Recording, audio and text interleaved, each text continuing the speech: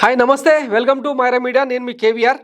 ఆంధ్రప్రదేశ్లో ఇప్పుడు ఒక నినాదం నడుస్తుంది. ఎన్నికల సమయంలో ఈ సరికొత్త నినాదం ఏ పార్టీ కొంపముంచుతుంది, ఏ పార్టీని అధికారంలోకి తీసుకొస్తుంది అనేది ఆసక్తికరంగా మారింది. ఈ నేపథ్యంలో పేదలు వర్సెస్ పెత్తందారులు పార్ట్ 1 పేరుతో అంటే కొన్ని కీలకమైన విషయాల్ని ఆంధ్రప్రదేశ్ ప్రజల దృష్టికి తీసుకురాదలిచాం.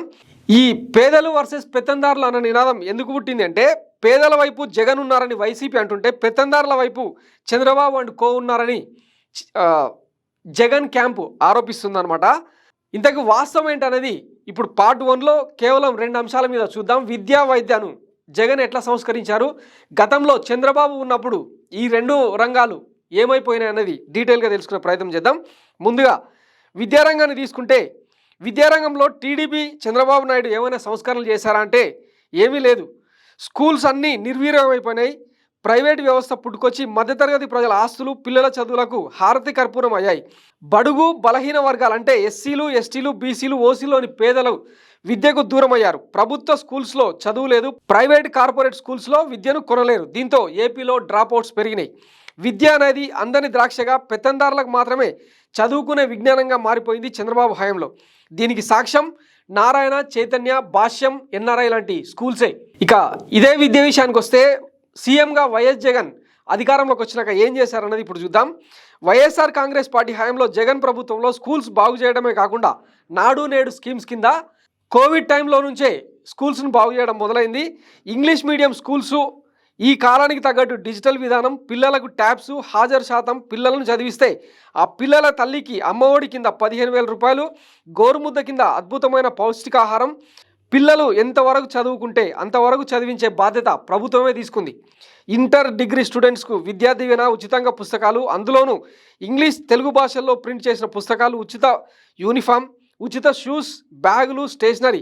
ఒకటేంటి, చదువు అంటే అమెరికా స్కూల్స్లో ఉచితంగా చదివిస్తారే ఆ విధంగా ఏపీలో పిల్లలు ఉచితంగా చదువుకుంటున్నారు.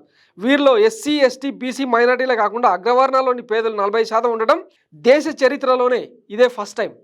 ఇది విద్యారంగంలో జగన్ సృష్టించిన అద్భుతం. ఇక్కడ వరకు క్లారిటీ ఉంది కదా. చంద్రబాబు హయాంలో విద్యారంగం ఎట్లా సంకనాకిపోయింది, జగన్ హయాంలో సంస్కరించబడింది అనేది ఆంధ్రప్రదేశ్ ప్రజల కళ్ళ ముందర ఉంది కదా. నెక్స్ట్ 2వ అంశాన్ని తీసుకుంటే వైద్యరంగం. వైద్యరంగానికి చంద్రబాబు ఏమైనా చేశారంటే అది కూడా శూన్యమనే చెప్పుకోవాలి.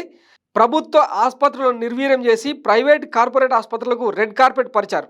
వైద్యం ఓ వ్యాపారం అన్నట్టు చంద్రబాబు పాలన సాగించారు.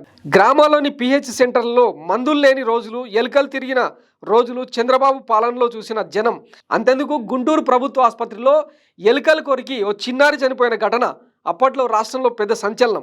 ఎన్టీ రామారావు హయాంలో ప్రభుత్వ ఆసుపత్రిలో ఉచితంగా ఓపీ మందులు ఇచ్చేవాళ్ళు. చంద్రబాబు వచ్చిన తర్వాత ఓపీకి డబ్బులు వసూలు చేయడం మొదలుపెట్టారు. ఉచితంగా ఇచ్చే మందుల్లో కోత పెట్టారు. అసలు ఇవి కూడా ఇచ్చిన దాఖలాలు లేవు. డాక్టర్ల రిక్రూట్మెంట్ లేదు, నర్సింగ్ పోస్టుల భర్తీనే లేదు. అసలు పేదలకు రోగం వస్తే శరీర అవయవాలు అమ్ముకొని ప్రైవేట్ కార్పొరేట్ ఆసుపత్రుల్లో వైద్యం చేసుకున్న చరిత్ర చంద్రబాబు పాలనలో చూశారు ఏపీ జనం. ఇది సింపుల్గా చంద్రబాబు వైద్య రంగానికి చేసిన సేవ. ఇక జగన్ హయాంలో ఎట్లాంటి సంస్కరణలు వైద్య రంగంలో అమలైనాయో ఇప్పుడు చూద్దాం. వైఎస్ఆర్ కాంగ్రెస్ పార్టీ ప్రభుత్వ హయాంలో జస్ట్ 4 ఏళ్లలోనే ఎంతో మార్పు వచ్చింది. వైఎస్ఆర్ హయాంలో ఆరోగ్యశ్రీ, ఇప్పుడు జగన్ హయాంలో జిల్లాకు ప్రభుత్వ మెడికల్ కాలేజీ, యూనివర్సిటీలు వచ్చాయి.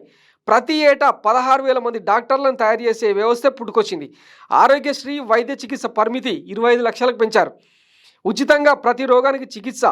అంతెందుకు, ప్రపంచ చరిత్రలో ఇంటింటికి వైద్య సేవలు, జగనన్న ఆరోగ్య సురక్ష పేరుతో సాగుతున్న కార్యక్రమాన్ని ప్రపంచ ఆరోగ్య సంస్థ సైతం కొనియాడింది. ఇంటికే వచ్చి బీపీ, షుగర్, ఇతర అన్ని పరీక్షలు చేసి అందుకు తగ్గట్లు మందులు ఇవ్వడం, పెద్ద రోగం అయితే పెద్ద ఆసుపత్రికి తీసుకెళ్లి ఉచితంగా ఆపరేషన్ చేయించడం. వైద్యం మనిషి కనీస అవసరం అన్నది పేదల పక్షంగా ప్రభుత్వ వైద్య రంగాన్ని తీర్చిదిద్దిన వైనం ఇప్పుడు చూస్తున్నాం.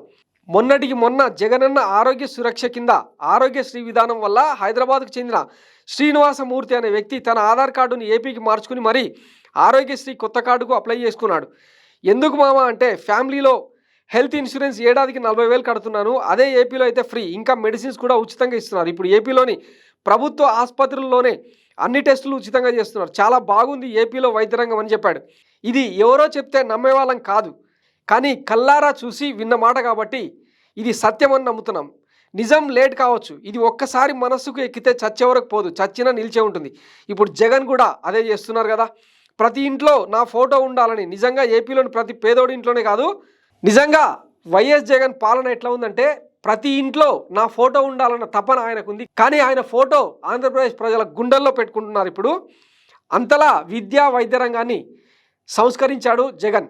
అన్నింటికి మించి కరోనా టైంలో దేశంలోనే ఏ రాష్ట్రం చేయని విధంగా వైద్యం అందించిన ఘనత ప్రతి ఒక్కరి నోట వినిపిస్తున్న మాట. అది చరిత్ర.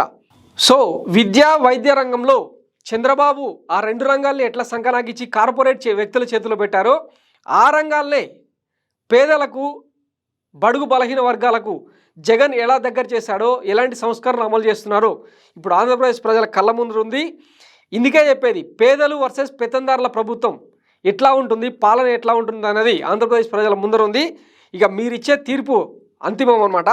రేపు మరో టాపిక్లో పేదలు వర్సెస్ పెత్తందారులు పార్ట్ 2లో మరిన్ని అంశాలను తెలుసుకునే ప్రయత్నం చేద్దాం. Thanks for watching Myra media. Keep watching.